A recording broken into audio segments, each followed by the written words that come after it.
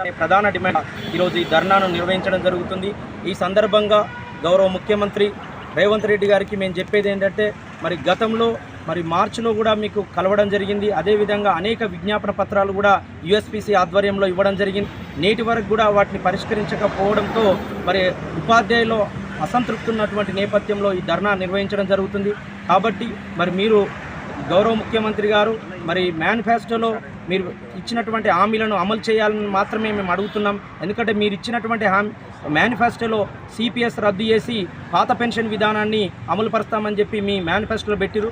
మీరు మేనిఫెస్టోలో ఏదైతే పెట్టిరో దాన్ని మేము డిమాండ్గా ఈరోజు కోరుతున్నాం. కాబట్టి మీరు ఆ సమస్య పరిష్కరించి మీ ఔన్నత్యాన్ని కాపాడుకోవాలని చెప్పి ఈ సందర్భంగా యూఎస్పీసీగా డిమాండ్ చేస్తున్నాం. అదేవిధంగా మరి ఈరోజు విద్యారంగంలో మరి 1/7/2023 నుంచి రావాల్సినటువంటి పిఆర్సీ నేటి వరకు కూడా గత్యంతరం లేకుండా ఉన్నది. కాబట్టి వెంటనే పిఆర్సీ రిపోర్ట్ను తెప్పించుకొని 1/7/2023 నుంచి ఉపాధ్యాయులందరికీ కూడా మరి పిఆర్సీని వెంటనే అమలు చేయాలని చెప్పి డిమాండ్ చేస్తున్నాం. అదేవిధంగా కేజీబీవీ అదేవిధంగా గురుకులాలు మోడల్ స్కూల్కి సంబంధించినటువంటి సమస్యలన్నింటినీ కూడా పరిష్కరించాలని చెప్పి, అదేవిధంగా మీరు మరి కొత్త పాఠశాలను నిర్మించబోతున్నారు, కొత్త పాఠశాలలు ప్రారంభిస్తున్నారు. ఈ సందర్భంగా యూఎస్పీసీ చెప్పేది ఏంటంటే, కొత్త పాఠశాలలు అవసరం లేదు, ఉన్న పాఠశాలను బలోపేతం చేస్తే మరి విద్యారంగం బలోపేతం అవుతుంది.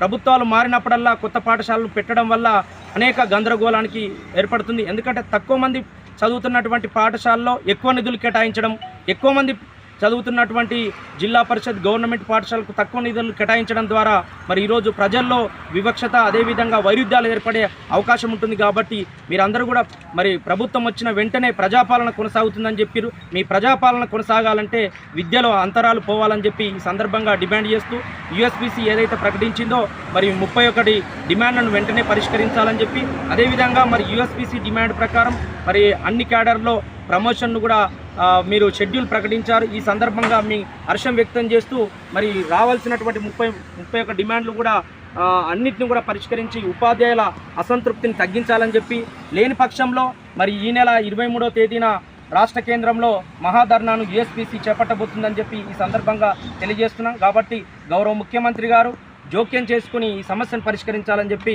ఈ సందర్భంగా తెలియజేస్తున్నాం.